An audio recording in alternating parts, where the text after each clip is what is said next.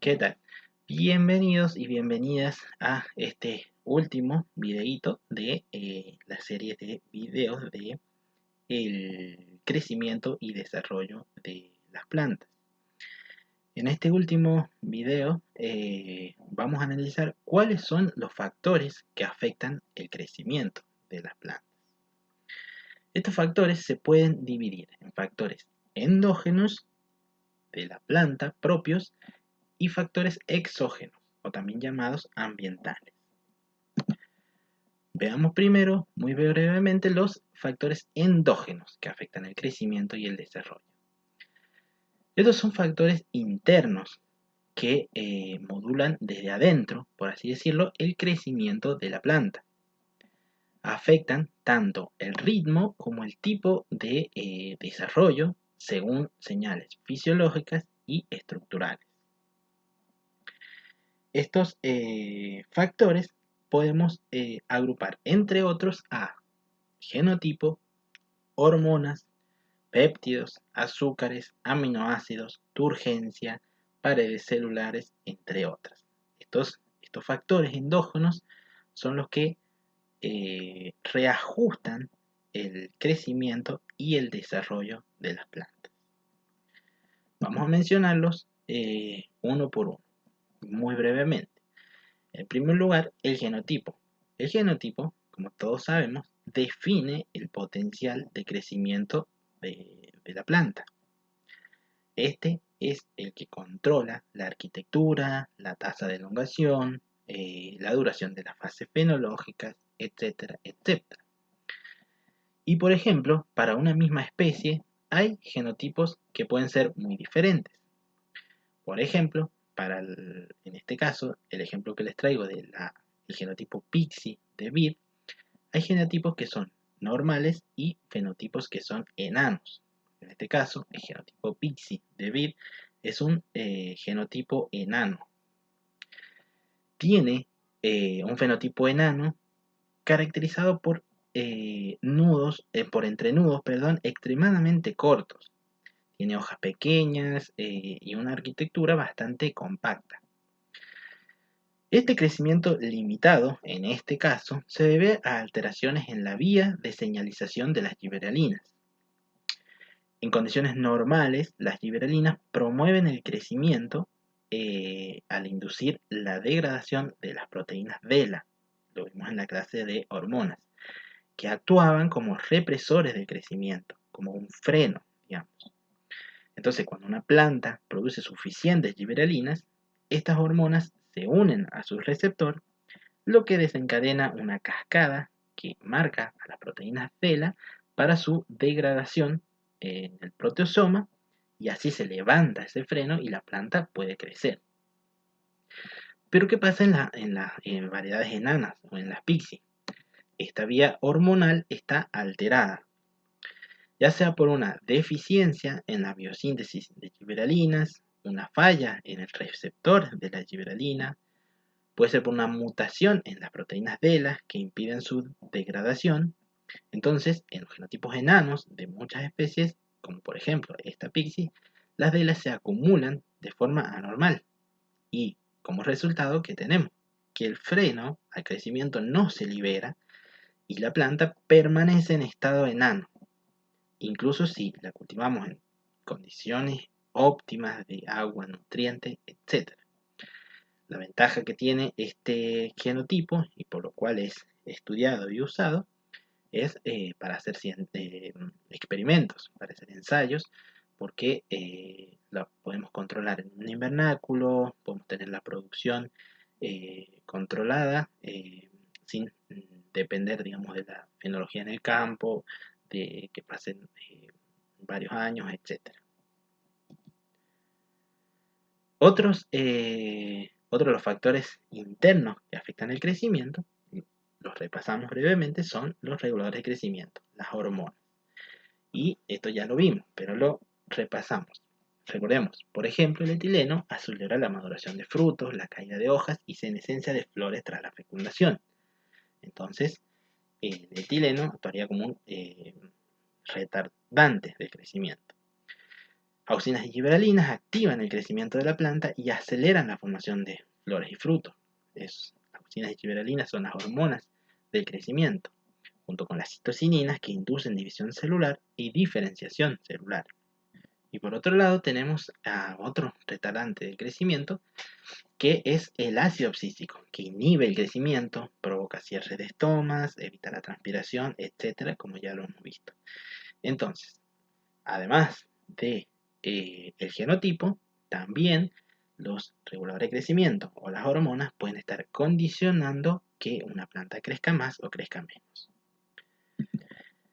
Y brevemente mencionar los otros factores endógenos que pueden estar actuando en acelerar o retardar el crecimiento, que habíamos mencionado, por ejemplo, los péptidos señal, que actúan como mensajeros locales entre células. O sea, por ejemplo, en el meristema, digamos, ayudan a decidir qué células siguen dividiéndose y cuáles se van a diferenciar. Son esenciales para que la planta mantenga su arquitectura de manera controlada. Por ejemplo, hay un péptido señal que se conoce como CLE, que regula el equilibrio entre células madre y células diferenciadas en el meristemo apical. Entonces, esto regula el crecimiento del meristema. Después hay otros péptidos señales, por ejemplo, en raíces, hay uno que se llama CEP, que regula el crecimiento de raíces en respuesta a nitrógeno. En fin, otro, el PCK, por ejemplo, promueve la división celular, etc. Entonces actúan en comunicación célula a célula y pueden afectar el crecimiento desde adentro de la planta. Son factores endógenos. Luego, azúcares y aminoácidos, además de nutrir, los azúcares como la sacarosa también funcionan como señales internas. Si hay muchos azúcares, la planta interpreta que tiene recursos para crecer. ¿Entienden? Entonces, lo mismo con los aminoácidos. Además de ser bloques para proteínas, su concentración indica que hay suficiente nitrógeno para seguir construyendo tejidos y es una señal para que la planta crezca más. Por último, también la turgencia celular. Esto es medio obvio. El agua, digamos, no solo mantiene hidratada a la planta, sino que es la que genera la presión necesaria para que las células puedan crecer. Recuerden que sin turgencia la célula queda flácida y no se puede estirar.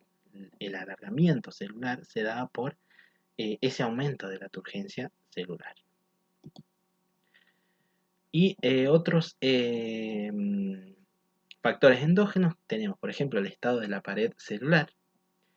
Digamos, esto también relacionado con el alargamiento celular que vimos anteriormente. La extensibilidad de la pared regula la capacidad de crecer en caso de que tengamos agua, que tengamos turgencia. Va a depender ahora de la pared y de la actividad de enzimas como expansinas, celulosas, peroxidasas, que permitan ese alargamiento celular. Por otro lado, las relaciones fuente-destino también es un factor endógeno. Los fuentes son órganos fotosintéticos o de reserva, como ya vimos en la clase de transporte de fotoasimilados, y los destinos pueden ser tejidos en crecimientos, como raíces, hojas, nuevos frutos, y puede haber una competencia por asimilados que defina qué órgano crece más. Y por último, la edad y la fase fenológica. Cada fase, digamos plántula, crecimiento, floración, cuajado, fructificación, senescencia, etc., tiene diferentes tasas de crecimiento. Esto hay que tenerlo en cuenta. Tiene diferentes tasas de crecimiento y tipos de crecimiento. Entonces, el estado del desarrollo propio de la etapa fenológica en la que se encuentra el cultivo determina la sensibilidad a otros factores internos y también a otros factores externos. Bien, ahora vamos a ver cuáles son los factores exógenos que afectan el crecimiento. Y estos son en general todos los factores que afectan procesos como la fotosíntesis, la respiración y el transporte de asimilados. Entonces, conociendo ya estos factores, podemos anticipar cuáles factores van a afectar el crecimiento, porque necesitamos de fotosíntesis, de respiración y de transporte fotoasimilado para tener crecimiento. Por eso, aunque dos plantas tengan el mismo genotipo, por ejemplo, pueden crecer de formas muy distintas si las condiciones externas cambian. Cada uno de estos factores, digamos, entra en juego en diferentes órganos y en distintas fases del desarrollo. Lo que veíamos antes depende también de la interacción con los factores internos. Bueno, esta diapositiva resume más o menos todos los factores que pueden estar implicados. Por ejemplo, la irradiancia, la temperatura, la disponibilidad de agua, la disponibilidad de nutrientes o estreses. Ahora los vamos a ver uno por uno. Por ejemplo, la irradiancia, sabemos que la luz permite que se lleve adelante la fotosíntesis. Entonces, para que haya crecimiento es vital que haya, por ejemplo, luz en el canopeo. La luz es esencial para la fotosíntesis, pero como vamos a ver en las clases futuras, también activan señales que regulan otros procesos como la germinación, la elongación, floración, cierre automático, etc. La luz afecta el crecimiento según su intensidad, es decir, a más luz tenemos más fotosíntesis hasta el cierto punto que ya hemos visto. Según la duración, es decir, el fotoperiodo, que regula la floración en muchas especies, como vamos a ver más adelante, y la calidad espectral, esto es la relación entre luz roja y roja lejana que influye en la morfología y el crecimiento de las plantas. También lo vamos a ver más adelante en un video de desarrollo de crecimiento vegetativo. Ahora veamos la temperatura, y esto también es repaso. La temperatura influye en todos los procesos del crecimiento. Está relacionada con la actividad enzimática, la respiración, la fotosíntesis, el desarrollo fenológico, etc. Cada especie tiene una temperatura base por debajo de la cual no hay crecimiento, una temperatura óptima donde el crecimiento es máximo y una temperatura crítica donde ya empieza el daño por estrés térmico. Esto lo vamos a ver luego en la clase de estrés. Otro factor es el agua, y este también es fácil de deducir. El agua es lo que hace sobrevivir a la planta. La planta puede sobrevivir con agua en realidad, pero no puede crecer en óptimas condiciones sin ella. El agua es lo que permite que haya turgencia celular, que haya transporte de nutrientes, fotosíntesis y apertura estomática, entre otras cosas. Entonces, esta es la principal factor exógeno que afecta el crecimiento. Recuerden que ante una falta de agua, el primer proceso que se ve afectado en fisiología vegetal es el alargamiento celular. Es decir, el primer proceso que ya se ve afectado antes de que se cierren los estomas, de que haya otras respuestas, ya la planta deja de crecer. Y por último, los nutrientes.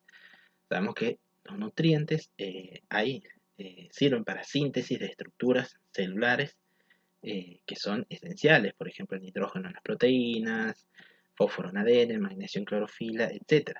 Pero además también sirven para la regulación enzimática, no sé, zinc, magnesio, hierro como factores enzimáticos. Y además también sabemos que sirven para el transporte, la división celular, elongación y un sinfín más de procesos que si la planta no tiene los nutrientes de forma óptima, su crecimiento se va a ver afectado. Bueno, para cerrar este video, acá podemos ver, digamos, cuántos factores del entorno influyen en el crecimiento de una planta. Además de la luz, el agua, los nutrientes y la temperatura que ya vimos en detalle, existen muchos otros factores que también pueden modificar la velocidad, la dirección y la eficiencia del crecimiento. Algunos como el fotoperiodo, el viento, la humedad, la concentración de dióxido de carbono, funcionan como señales o condiciones que modulan el desarrollo. Otros como la calidad del suelo, el oxígeno en la rizósfera, la presencia de microorganismos, patógenos, etc., pueden, por ejemplo, favorecer o limitar el crecimiento dependiendo del contexto. Todos estos factores, entonces, lo que yo quería resaltar es que no actúan de forma aislada, interactúan constantemente. Aunque yo los haya dividido ahora en factores endógenos, exógenos, y dentro de ellos he detallado cada uno de ellos, estos factores nunca actúan por sí solos, siempre hay interacciones entre ellos. Por ejemplo, la disponibilidad de nutrientes depende del agua y la eficiencia del uso de agua depende de la temperatura y del cierre estomático regulado por la luz y así. Entonces, si alguno de estos factores se vuelve extremo, como por ejemplo una sequía, un calor excesivo o una deficiencia aguda de algún mineral, ahí hablamos de estrés.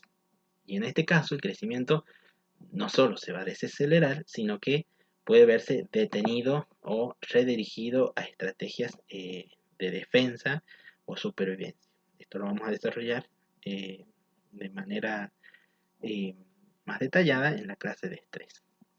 Este es el último video de esta serie de videos de crecimiento y desarrollo. Muchas gracias por su atención.